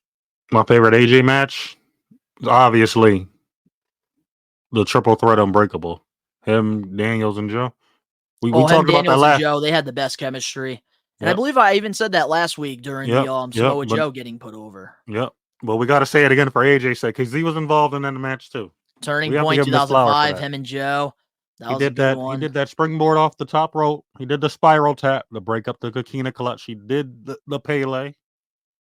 He did the Styles Clash. He beat Daniels with a bridge pin, even though that made Daniels still look strong. Yo, AJ is a GOAT, bro. I can't explain it enough. I don't want to go too long. Okay, there is one. So there's 2 things I do want to put over here with AJ and TNA, and then I do want to get into WWE. So the one match that I really like, one of my favorite AJ Styles matches of all time in TNA has got to be him versus Kurt Angle, Hard Justice 2008. Just like that's like when we saw like a different side of Kurt Angle, like especially when he did the front flip off the stage. I thought it was wicked cool. And like I feel like 2008 is when AJ Styles started to really start coming out like on his own. And then, of course, my favorite moment of all time for AJ Styles will be when he won the TNA World Championship in 2009, because I felt like around that time, that's when AJ actually like earned that title. Like, I feel like with NWA, like when he won the NWA title, he was still a little green. He was a great wrestler though, but I felt like it didn't really mean much compared to like 2009 when he got that moment at No Surrender, the fucking fans coming in, confetti, holding the world title, dude. That was like one of my favorite moments. I did like the Lone Wolf one too because the Lone Wolf, that was a good character. Yeah, because after he lost to Christopher Daniels, I forgot which one. I think it's 2012 Final Resolution. He ended up literally taking almost 7 months off or 5 months off. Came Grew back the with hair the out, grew beard. the beard. Yep. Came back with the calf crusher. Came back with that dark side, the baby sting I called him at the time. I used to call him baby sting. Yep, and then Dixie tried giving him a 60% which pay was cut. disrespectful. Dixie, you should be ashamed of yourself. That's why I'm happy Bully Ray put you on the table the year after that. I was happy that I seen that. I can't believe she did that. But now let's get into his WWE run. So Ben, this is where you started to really see AJ Styles a lot more. Precisely. Like, tell us some of like your favorite like moments seeing him. Like during his I can tell you one of the most unforgivable moments was his fucking WWE debut at the Royal Rumble where they didn't even have the fucking camera on him. We got to stare at fucking Roman Reigns' broken ass nose. Fuck. That was fucking awful. You know, like I see this is gonna sting Ricky really bad, but I've never really been an AJ Styles guy. I've just never really been an AJ Styles fan. I've appreciated AJ Styles, but I've never really been a fan, so I've never really like I've always voted for I was always kind of for the other guy. Like that's just kind of how it is, man. Like I just I respect his accolades. I respect what he can do. It's just personality wise for like his character, it just isn't for me. But I'm not going to sit here and say that the dude doesn't deliver some of the greatest matches of all time because that's a lie. I've never been able to emotionally connect with AJ Styles, so I've never really like paid much mind. So that's basically kind of like where I'm at with moments. It's just I'm more matches for him. Yeah, because with AJ Styles, like I was like, believe it or not, like when I was trying to like write my list of like matches and like moments, like I usually do for the getting put overs. Yeah, I couldn't really think of a lot of the moments, mm-hmm. But like he I hasn't feel like really with had AJ, any in WWE. No, because with AJ Styles though, like I can't really get mad at you for feeling that way because I feel like the people that have an emotional connection with AJ Styles are the ones that watch TNA during that time from 2002 TNA, to New Japan. For me, AJ Styles is a phenomenal fucking wrestler. Arguably one of the greatest of all time. That dude is one of the best in the ring, and I will stand on that hill. But I can't emotionally connect to him as a character. That's my issue with AJ. But I love his matches. And we will definitely be talking about his matches because I think that's where like AJ Styles is well known, and that's where we're really putting him over. I love him as the wrestler, not the character. I think he's a dope dude in real life. I enjoy the fact that he's a great dad, an avid fucking gamer. You know, like I enjoy those things about him. I think I would like him as a personal person. Yo, he'd be getting mad as a gamer. Dude, an avid gamer, bro. That dude games like a motherfucker, and he knows his equipment, so I got to give it to him. But I like him. I would like him as a person, but as a character in wrestling, I could never connect to him, so I never really paid attention in terms of moments. But as a pro wrestler, I have so much respect for him. How do you feel, Ricky? Because AJ is like one of your goats with that statement. That's Ben's opinion. I ain't gonna knock him. At least he's being honest about it, because people will be lying. People be lying like a brother love up. If they were on this pod, people be lying like a brother love up here. Mm-hmm.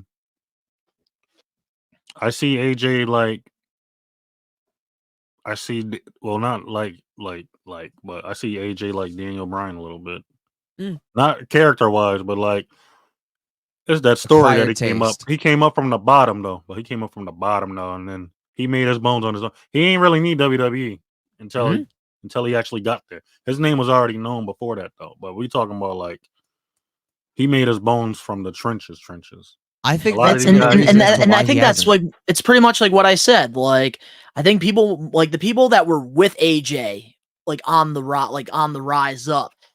Obviously, you have an emotional connection with them. Like for me, I'm a huge MJF guy. Hell, I'm wearing a freaking MJF shirt right now. because I got to watch him wrestle at Blitzkrieg Pro. I got to watch him wrestle at Northeast Wrestling and work his way up to where he's at now. So, of course, I have an emotional connection with that. And that's the thing with AJ. That's why he was one of my all-time favorites and why I think I was always behind him. But like Ben said, like when you think about the moments and stuff, it's kind of tough because AJ was always known as one of the greatest pro wrestlers in the ring. And there's a difference between characters and pro wrestling.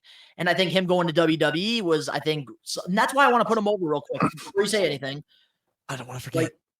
Okay, real quick though. So like, all right, it's adding to what you're saying. Oh, okay, yeah, I go. Okay, so like real quick though, like here's what I want to say though about AJ Styles. Like WWE, like it was a fresh air with AJ Styles coming to WWE because it's always been like characters driven. But with AJ Styles, it's always the in-ring stuff that AJ Styles has been known for. And I think AJ Styles really opened up the door for a lot of other guys out there that have been grinding for years. Okay, as you were saying, Ben. All right, just to add to like what you were going on, like I think one of the main reasons as to why AJ's not really emotionally attachable in WWE and hasn't really gotten a lot of moments, championship reigns, a lot of that is because AJ Styles was 1,000% a made man before he came into WWE, so WWE didn't really think that it was necessary, and that's probably why you're not seeing it. Is because if you love AJ Styles, you loved him before WWE. You saw his climb from the bottom up. So for him to come here, he was absolutely, I wouldn't say enhancement talent, but he was absolutely used to further the careers of these younger guys and also have banger fucking matches with people he's never faced before in WWE. Yeah, I think that's where they went with him. Well said. But I say now, let's get into some of our favorite matches with AJ Styles because there's a lot of them, and I know we'll pretty much alternate one by one. Okay. So we'll start off with Ricky Knows Best. Apart from the obvious one I just said, yeah. How about let me do an underrated one real quick. I know y'all don't watch New Japan, so AJ Styles versus Kazuchika Okada, Invasion 2013. 2014, and that's pardon me. He won his first match over there. He beat Okada for the IWGP Heavyweight Championship. All right, Ben, what's a match that really like stands out to you? One of your favorites? I'm honestly gonna say it. Cody Rhodes and him at fucking Backlash, 2024. That was a fucking great match, and honestly, that was like one of his only recent matches lately because he's been kind of doing other things and he's been like taking some time off of TV, and he's been kind of presented as like a special attraction right now because he's doing so many other things. But that match stood out to me specifically because like I got a lot of the sprinkles of like what I felt watching him in TNA back in 2005. Like he's gone very like old school again. If anything, this is the closest to the Lone Wolf fucking character that he's gotten. Especially in terms of presentation with the black jacket and everything. Mm-hmm. Like that is like literally fucking like the Lone Wolf character. So yeah, they got 5 stars by the way. Yeah, dude, that fake retirement though. Before the Backlash match, that was good. It was it was fucking great. And the fake retirement, bringing back the Mark Henry callback. I love when WWE puts enough time between that and reiterates that. And even Mark Henry thought it was fucking phenomenal. No pun intended. He praised it on Busted. He thought it was awesome. Yeah, because that keeps Mark Henry's moment relevant, saying that was such an iconic moment, but to recreate it, like the suit and everything, the light colors, like it really just worked, and they redid it all over again. And a lot of people didn't see it coming, which is a great I fooled you because it's been that long. So I love that they did it, and that feud leading up made it so special at that culmination of that match at Backlash. So that was one of mine. Well said. So now I do want to share a match that I really liked, and I think that doesn't get enough praise. It's got to be the Lockdown WrestleMania, Undertaker versus AJ, the Boneyard match. Yes. That was great.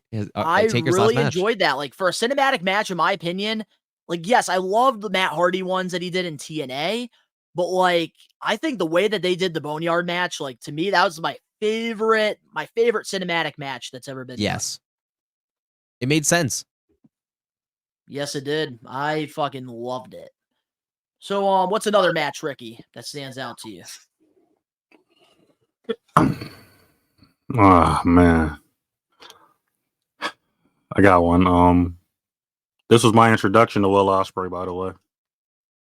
AJ Styles versus Will Ospreay, Rev Pro 2015. Okay. That was my official Will Ospreay introduction.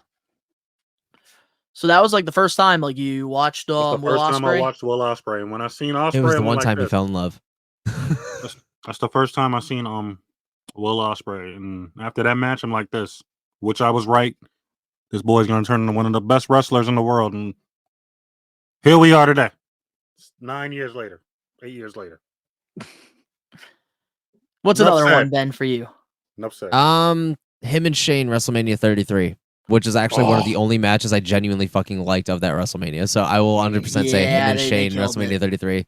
They fucking nailed Good that storyline shit, dude. too, leading up to it. This Yeah, dude Ben like right here, he that- pulling out some dude, he pulling out some it's- WWE gems. I go by fucking matches I enjoyed with AJ, and like Shane McMahon and AJ bounced off each other, and their chemistry in the ring was just incredible. I mean, it was a Daredevil. Exactly. I That's was just been about to fucking a get to that Daredevil. because you don't know a lot of people giving Shane McMahon a good match anymore. Yeah, and You AJ don't know a lot of Styles people doing that. gave him the like fucking run of his Yeah, money because at Made it look during, like a WrestleMania. during million that bucks. time, it was like during like a lackluster like run for Shane, It like the whole felt best in the world like thing. a fucking Mania match, bro. And it reminded me of like they blew Shane the during roof like off. the Attitude Era too, which I liked. That's what I'm saying. Like he brought the Bulldog AJ with him to bring out that Attitude Era Shane, bro. It took an AJ Styles to bring the GOAT back out of fucking Shane McMahon. So yeah, I have to put out WrestleMania 33. That shooting star, that shooting star. Ooh, clean. Mwah. Chef's kiss. So another match that I really liked too, Survivor Series 2017, AJ Styles versus Brock Lesnar. I thought it was one of Brock Lesnar's best matches during that time. I like that. Because like Brock Lesnar, obviously, like he like dominated, of course, but then like the spots that AJ like had like the advantage, like Brock made him look so fucking good. And like it actually felt believable at a couple points that AJ could actually beat him, which I really liked. And that just tells you how talented AJ Styles could be because he's always been a smaller guy in the business. And you got to give credit to the smaller guys in the business and know how to work with bigger guys. Rey Mysterio, that's why he's one of the GOATs, because he knows how to work with bigger guys. Absolutely. One I more agree. match. One more match. Let me see. I'm do actually it. gonna pull. Oh yeah, go ahead. Sorry. Got another one. Forgot what year it was. I think it was 20. AJ Styles versus Zack Sabre Jr. 2016 British Rev Pro. AJ's last match before officially going to WWE, which was the Royal Rumble. Oh, yes, know I the do rest. remember that. I did watch that match actually, now that you And then y'all mentioned know it. the rest. Because I remember I met Will Ospreay at Blitzkrieg in 2017, and then I wanted to do like some research on him before I met him, and that's the match I actually watched. And it was Like so I say, fucking good. I watched these jewels with my goat, and I see this potential. And look where we're at now. Zack Sabre Jr. Look where we're at now, ladies. If and gentlemen. AEW Shop ever makes like a Will Ospreay like GOAT like friggin' plush like Ricky, that's gonna be your birthday gift. Look where we're at now, though. Look, Zack Sabre Jr. Look, I told everybody these kids are going to be special. Everybody looks at me like I'm crazy. Look where we're at now. You are crazy, but we love you. Ben, what's your last match? This one's actually going to kind of stand out because this one's like kind of a group effort, but it was probably one of the greatest Elimination Chamber matches of all time in recent history, and it was 2019 when during the Kofi Mania when it was like kicked off for the first time when Kofi went to go win the WWE Championship at WrestleMania that year. That whole match, everybody came to work that day, including Jeff Hardy, who was also in that match. So seeing like everybody kind of add into that, dude, AJ went off during that fucking match, dude. So like if you guys get a chance, run that fucking Elimination Chamber match back. You'll be surprised what you find. Yeah, I'm definitely gonna have You'll to be because I don't really surprised. remember much of it. Like I do remember the ending of it. I got mad. I got mad because I had to go to work. Randy Orton eliminated AJ. I went to bed after that. I'm not gonna lie. Like, Yeah. I got mad after And that. my last match, I think Ricky, you're gonna be proud of me on this one. And I can't believe you didn't say this. Wrestle Kingdom 10 AJ Styles versus Shinsuke. Oh at my Tokyo god. Dome. Ah. That is like one of maybe the 5 New Japan matches that I've ever watched, and my god, such a classic. Yeah, that was a good one. That was a good one. And Dave Meltzer is a freaking idiot. Yeah. But man, AJ Styles, he's had one hell of a career, and I think each of us we should give our final thoughts on AJ before we go into our main event topic. So we'll start off with you, Ricky. The greatest of all time. Enough said. This enough said. I'm done. The greatest of all time. That's it. Ben? Definitely one of the GOATs in the pro wrestling world. You can't think about pro wrestling without thinking about the likes of Kenny Omega, AJ Styles, your Will Ospreays, Undertakers, Roman Reigns, Seth Rollins. Like, get it. Yeah, Let's so get he's on many people's Mount Rushmore, and I need to acknowledge that fact. So I will. So I will say Got a new definitely nickname for Ben now, one of the Mussolini. most not only fucking like career defying individuals, but that dude is one of the best technical wrestlers of all time. I feel like all around, man. Let's get it, bro. Yeah. Let's talk.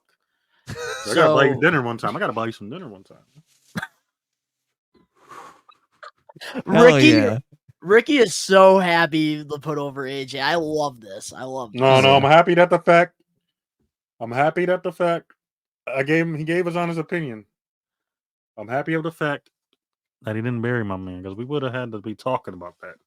Ricky was ready to swear. I saw you, Ricky. There's nothing to bury, bro. There's nothing to bury about AJ Styles. No.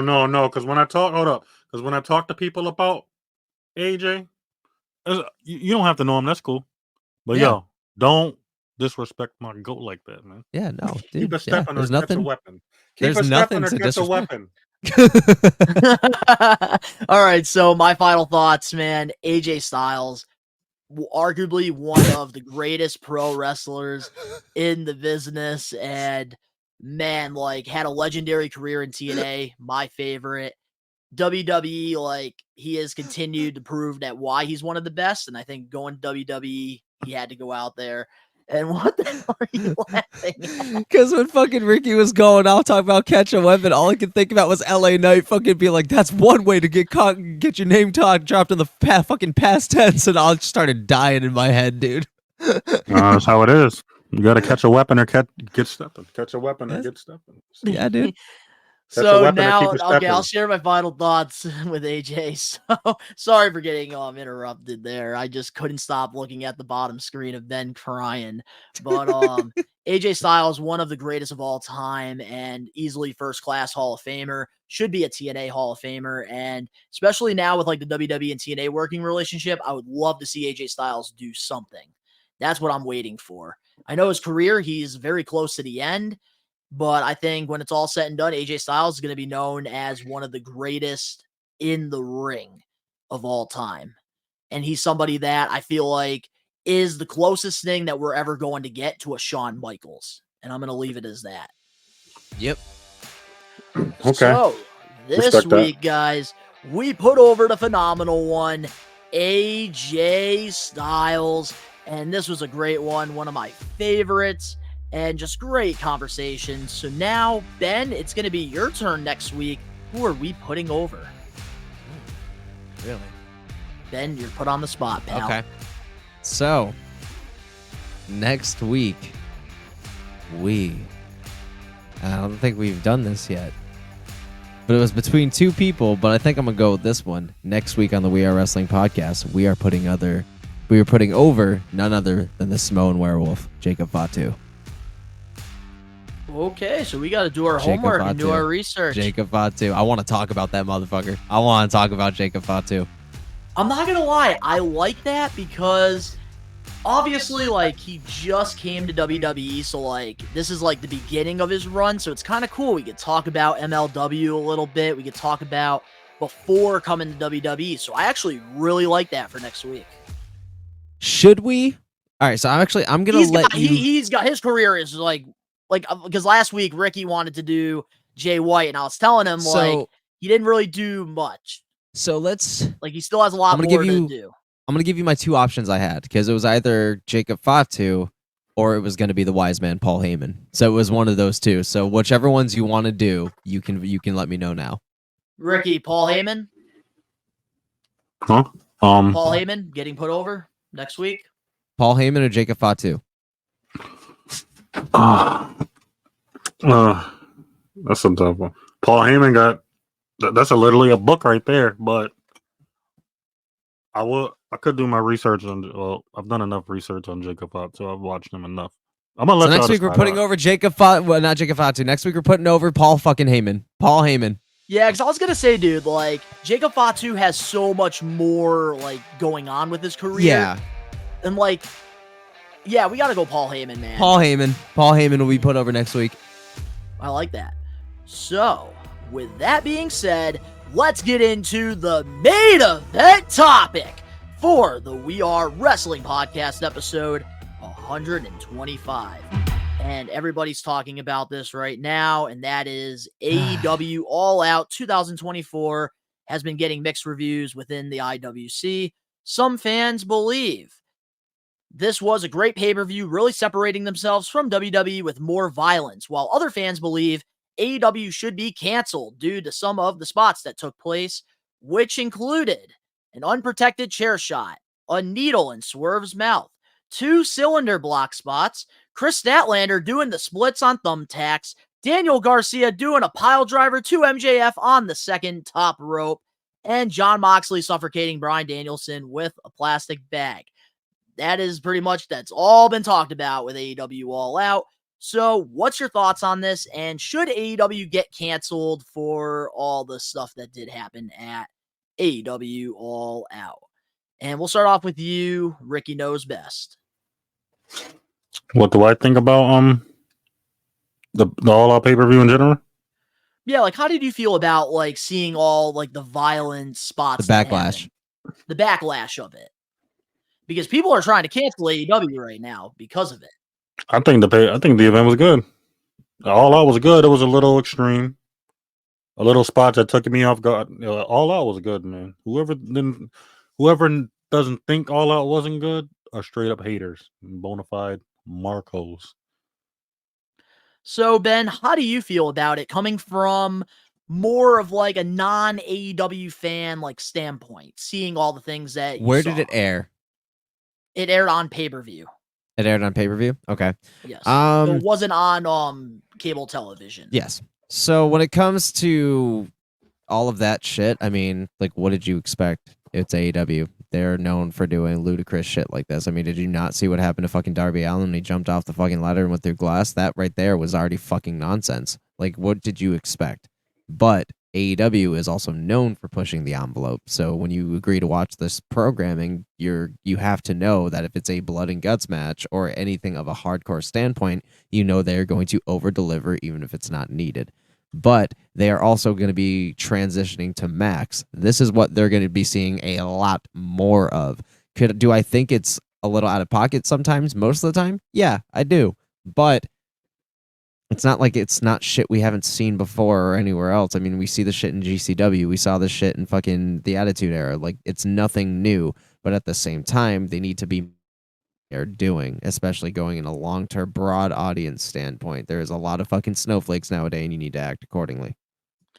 Yeah, so like one of my biggest problems with this is everybody talks about we want the Attitude Era back, this and that. We want WWE to go TV 14. We want blood, this and that.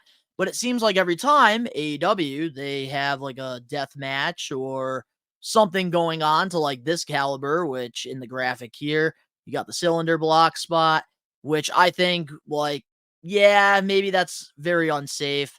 The pile driver, it's being performed by 2 professionals.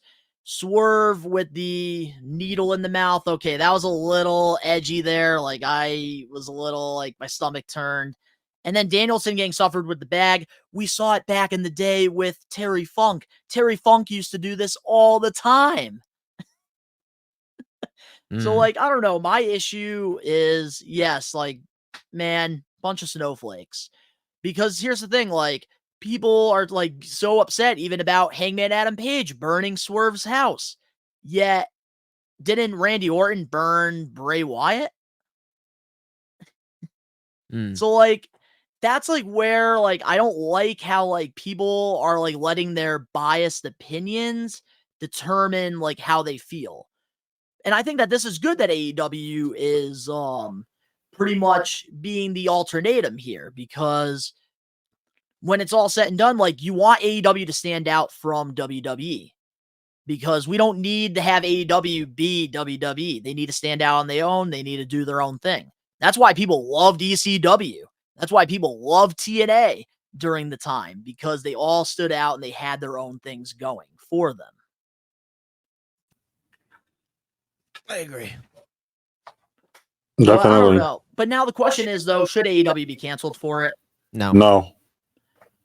And I'm going to say no as well. Anything else before we close off this week's episode? Haters, get that hate out your heart. Get a God fucking bless. life and just live a little. God bless too. Just God live bless. a little. I like that. God bless too. God bless. So, to all the We Are Wrestling Maniacs out there worldwide, let us know in the comment section below your thoughts on all the topics that we covered this week. Ricky and I, we will be doing an extra coming out tomorrow with some of the little news that happened. It was a jam-packed episode.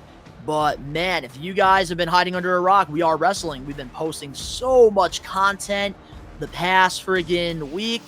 We had 2 live watch-alongs. We also had a brand new episode of Hot Takes, where we actually talked about the AEW Trolls.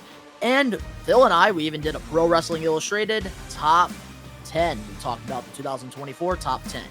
If you guys enjoyed this, make sure to smash that like button now. If you're not a We Are Wrestling Maniac yet already, and you're listening to this, give us a 5-star review, not just any review, a best one review, and download the episode, and give us a follow. But if you're not a Maniac yet already, over on the YouTube channel, where you get the best pro wrestling content, subscribe, turn on the post notifications. The link's down in the description below. You can go follow Ben over on his Twitch channel. Daily streaming right now. That's what you're doing, right? Daily streams, or is it? Yep. Daily streams about Monday, Friday. So pretty much Ben is out there grinding on Twitch, so hang out with him over there. Ricky, you guys can go follow him on Twitter and Instagram. He's posting lots of stuff over there, whether it's hip-hop, whether it's basketball, or even pro wrestling. Ricky's posting stuff over on his social medias. Go follow him. And myself, I'm doing toy videos over on my Best One Donnie channel. And I be posting ridiculous things on Twitter because, according to Max Caster, Twitter is not a real place. So if you guys want to go follow us over on our social medias and YouTube pages, all that down below. But of course, to all the We Are Wrestling Maniacs out there worldwide, we are taking over. Peace.